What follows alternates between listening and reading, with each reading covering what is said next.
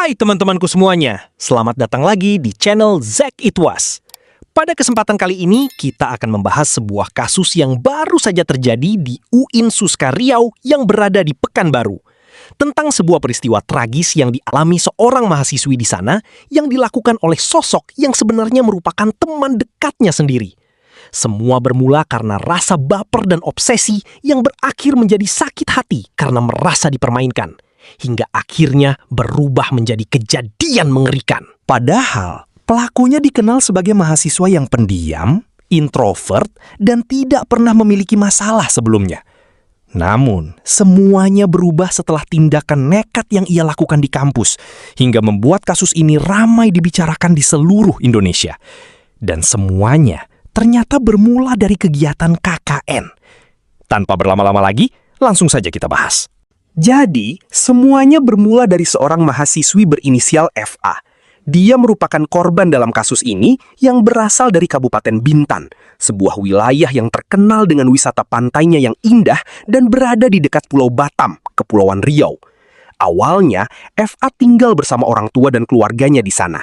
Namun, setelah lulus SMA pada tahun 2022, FA merantau ke kota Pekanbaru, Riau, untuk melanjutkan pendidikan di UIN Sultan Syarif Qasim atau yang dikenal sebagai UIN Suska Riau dengan mengambil jurusan ilmu hukum. Selama kuliah di Pekanbaru, FA tinggal di rumah pamannya yang berada di Kelurahan Labuh Baru Timur dengan jarak sekitar 25 menit menuju kampus. Selama menjalani kuliah, FA dikenal sebagai sosok yang mudah bergaul dan aktif bersosialisasi. Karena itu, dia memiliki banyak teman, baik dari kampus maupun jurusannya. Di luar kegiatan kampus, FA juga aktif mengikuti pencaksilat, bahkan menjadi anggota aktif PSHT atau Persaudaraan Setia Hati Terate. Selain itu, selama kuliah, FA juga menjalin hubungan dengan seorang pria yang bekerja di pertambangan minyak dan gas lepas pantai wilayah Batam. Karena hubungan mereka terpisah jarak, mereka menjalani hubungan LDR. Walaupun begitu, di waktu tertentu, mereka tetap menyempatkan diri untuk bertemu dan berjalan bersama. Di sisi lain, di kampusnya, ada seorang mahasiswa satu jurusan bernama Raihan Mufazar. Awalnya, Raihan tidak memiliki hubungan apapun dengan FA. Mereka hanya saling mengetahui karena berasal dari angkatan dan jurusan yang sama. Namun, nantinya sosok inilah yang menjadi awal dari musibah tersebut. Raihan sendiri tinggal bersama orang tuanya di desa Muara Uwai yang berada di wilayah Kabupaten Kampar dengan jarak sekitar 40 menit perjalanan motor menuju kampus di Pekanbaru. Di rumah, Raihan dikenal sebagai pribadi tertutup dan jarang menceritakan masalah pribadinya kepada keluarga. Di lingkungan tempat tinggalnya, ia juga dikenal sebagai pemuda introvert yang jarang bergaul dan lebih banyak menghabiskan waktu di rumah.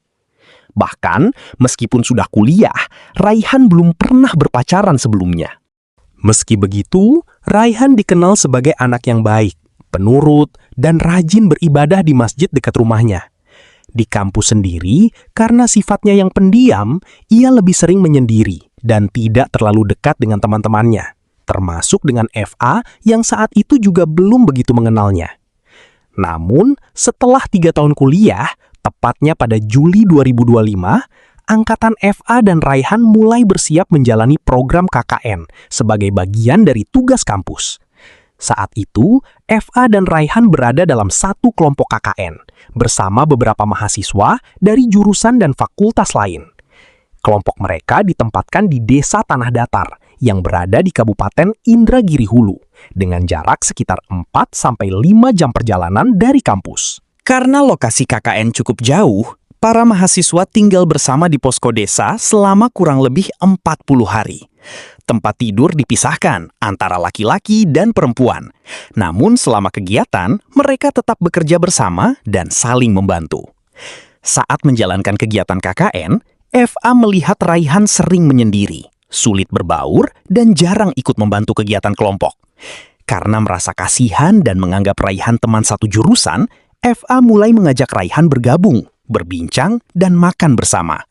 Ternyata Raihan merasa sangat senang karena diperhatikan oleh FA. Sejak saat itu, hubungan mereka mulai dekat. Lama-kelamaan, kedekatan mereka menjadi semakin personal. Raihan mulai merasa nyaman dan perlahan menaruh rasa kepada FA. Apalagi sebelumnya ia belum pernah menjalin hubungan dengan perempuan. Diam-diam, Raihan mulai baper dan selalu ingin dekat dengan FA.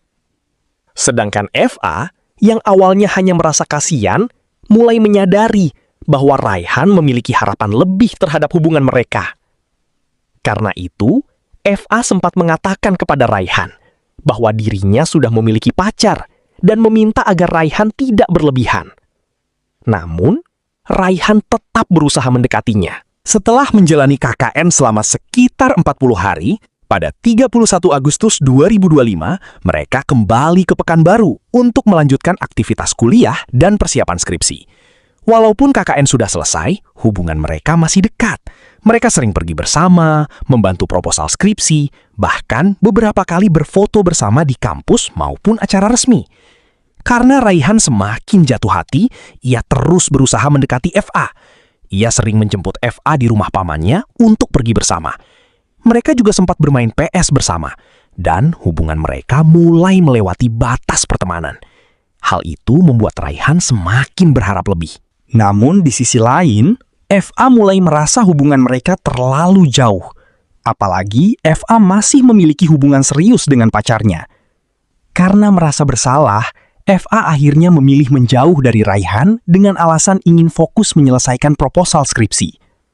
Raihan yang tidak siap kehilangan FA terus mencoba menghubunginya, hingga akhirnya kontaknya diblokir oleh FA. Sejak November 2025, hubungan mereka pun terputus. Sejak saat itu, Raihan merasa kecewa dan sakit hati. Perasaan tersebut lama-kelamaan berubah menjadi dendam dan niat buruk. Pada 15 Februari 2026, Raihan mulai mengunggah foto dan video kebersamaannya dengan FA di akun TikTok miliknya. Bahkan termasuk foto saat mereka bergandengan tangan dan video ketika berada di rental PS. Kemungkinan besar Raihan ingin menunjukkan kedekatan mereka agar diketahui pacar FA. Sebab Raihan memang mengetahui bahwa FA telah memiliki pasangan. Namun, rasa kecewa karena kehilangan orang yang dicintainya membuat emosinya semakin tidak terkendali. Hingga akhirnya, sehari sebelum kejadian, tepatnya 25 Februari 2026, Raihan yang sudah berada di puncak kekecewaan mulai merencanakan tindakan nekat terhadap FA. Malam harinya, ia sempat mengunggah lirik lagu di Instagram Story yang memiliki makna mendalam tentang cinta dan kenangan yang tidak terlupakan. Keesokan paginya, pada Kamis 26 Februari 2026, Raihan mengetahui bahwa FA akan menjalani seminar proposal skripsi di kampus. Ia kemudian menyiapkan senjata tajam yang dibawanya ke dalam tas dan berangkat menuju kampus. Sementara itu, FA datang ke kampus untuk mengikuti seminar proposalnya di Fakultas Syariah dan Ilmu Hukum. Ketika sedang menunggu dosen penguji datang, Raihan masuk ke ruangan dan duduk di dekat FA. Tidak lama kemudian, situasi berubah menjadi kepanikan. Raihan mengeluarkan senjata tajam dari tasnya dan mengarahkannya ke wajah FA. FA berusaha menyelamatkan diri dan keluar dari ruangan. Mahasiswa lain yang melihat kejadian tersebut langsung panik dan mencoba meminta bantuan. Beberapa mahasiswa melapor kepada petugas keamanan kampus. FA sempat terkena di beberapa bagian, di kepala, di dahi, dan punggung. Dalam keadaan itu, Raihan melihat badan FA yang terbaring di depannya, sambil ia memegangi senjata tajam. Beruntung pihak keamanan kampus bergerak cepat, sehingga Raihan berhasil diamankan. Sedangkan FA segera dibawa ke Rumah Sakit Bayangkara Polda Riau untuk mendapatkan pertolongan medis sebelum akhirnya dirujuk ke RSUD Arifin Ahmad Pekanbaru untuk perawatan intensif. Setelah menjalani penanganan medis dan operasi, kondisi FA perlahan mulai membaik dan dinyatakan selamat. Kabar kejadian tersebut langsung menyebar luas di lingkungan kampus hingga menjadi perbincangan nasional. Orang tua serta keluarga FA segera datang ke rumah sakit. Pacar FA yang saat itu masih bekerja di Kepulauan Riau juga berusaha memberikan dukungan dan doa untuk kesembuhan FA melalui unggahan di media sosial. Namun, setelah akun TikTok Raihan ditemukan netizen dan berisi berbagai foto serta video kedekatannya dengan FA, publik mulai mengetahui bagaimana hubungan mereka sebenarnya. Pacar FA pun mengaku terkejut setelah melihat semuanya.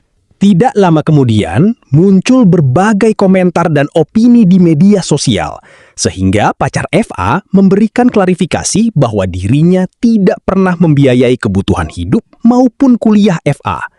Ia juga menjelaskan bahwa kesalahpahaman mengenai perselingkuhan telah dipelintir oleh banyak orang. Di sisi lain, Raihan yang telah mengakui perbuatannya akhirnya ditetapkan sebagai tersangka dan dijerat pasal berat karena dianggap telah merencanakan tindakan tersebut sebelumnya. Kasus ini pun menjadi pelajaran bagi banyak orang bahwa rasa sakit hati dan obsesi tidak pernah bisa dijadikan alasan untuk melakukan tindakan yang membahayakan orang lain. Terlebih, sebelumnya FA sudah mengingatkan bahwa dirinya telah memiliki pasangan. Pada akhirnya, semua ini menjadi pengingat bahwa hubungan yang tidak sehat dan rasa posesif berlebihan bisa membawa dampak yang sangat buruk. Semoga kejadian seperti ini tidak terulang lagi di masa mendatang. Oke teman-temanku, sampai di sini dulu pembahasan kita kali ini. Sampai jumpa lagi di pembahasan berikutnya. Dan jangan lupa subscribe ya.